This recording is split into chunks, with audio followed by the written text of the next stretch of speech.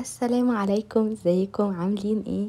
تعالوا نعمل بينا غدا او عشاء او فطار للمزاج الرايق كده بسهولة قوي. سندوتشات سهلة وطعمها لذيذ جدا.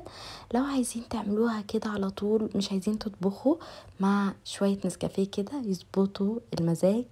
هنعمل مع بعض سندوتشات سهلة جدا بأسهل طريقة. يلا بينا نشوف سندوتش لذيذ وطعمه خطير، وكمان مكوناته بسيطة. والأحلى من كده إن هو ما بياخدش غير 5 دقايق بس عشان تعمله بطعم خطير. يلا بينا. أول حاجة هنا عندي عيش التورتيلا أو التورتيه. العيش ده ممكن نعمله في البيت، أنا عملته معاكم قبل كده، هسيبلكوا في صندوق الوصف الطريقة بتاعته. عندي هنا ده كان الحجم الكبير، حطيت جبنة تشيدر، بعد كده تركي مدخن او اي لانشون. عملت معاكم لانشون ممكن تعملوه وتحطوه في الساندوتش ده، طعمه خطير. وبعد كده حطيت شيدر، هسيب لكم الوصفه في صندوق الوصف وفي اول كومنت. وبعد كده حطيت التشيدر عشان تقفل مع الساندوتش وما يتفتحش معانا، وقفلته بالشكل ده وحطيته على جنب.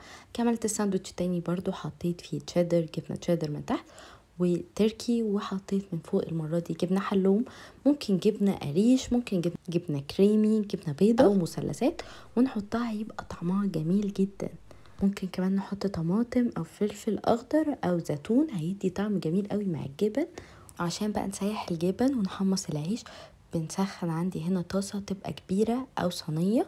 مهم جدا ان هي تبقى كبيرة، ولو هي قابلة للزق أو بتلزق لازم نحط زبدة أو زيت، ونحط العيش بتاعنا ونبتدي نضغط كده عليه علشان الجبنة تبتدي تسيح وتمسك، والساندوتش كمان يبتدي يقرمش أو ما يبقى لونه ذهبي. بنقلبه على الجهة التانية، وبالشكل ده انا استخدمت صينيه كبيره علشان المقاس كان بتاعي كبير. وزي ما انتم شايفين اول ما بيبقى لونه ذهبي كده وبيقرمش معايا والجبنه بتبتدي تسيح، ببتدي اقطعها على شكل مثلثات، بيبقى شكله حلو قوي ومظبوط والجبنه سايحه، طعمها خطير. ممكن نعمل بقى بنفس الطريقه دي، نحط فيه كمان هوت دوج، ممكن نحط فيه بسطرمه، اي حاجه احنا بنحبها.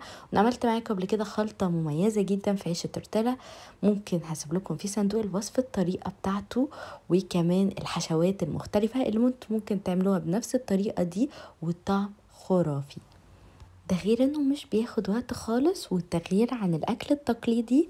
لو عايزه تعملي كده الصبح في الفطار او ممكن تعمليه في الغدا، انا اليوم ده ما كنتش عايزه اعمل غدا فعملته، وفعلا بيشبع وطعمه لذيذ قوي. تغيير، يلا اعملوه جربوه. وكمان جربوا الحشوات المختلفه اللي هسيبها لكم في صندوق الوصف وفي اول كومنت علشان تجربوا الساندوتش الجامد ده. كمان معاه شاي ولبن او نسكافيه، هيبقى الطعم خطير على الفطار او على الغدا او على العشاء كده، حاجة جميلة قوي. ما تنسوش تجربوها وتقولي رأيكم، ويا ريت ما تنسوش تعملوا لايك للفيديو، لسه ما اشتركش في القناة يشترك ويفعل زر الجرس. وشكرا لمتابعتكم الجميلة.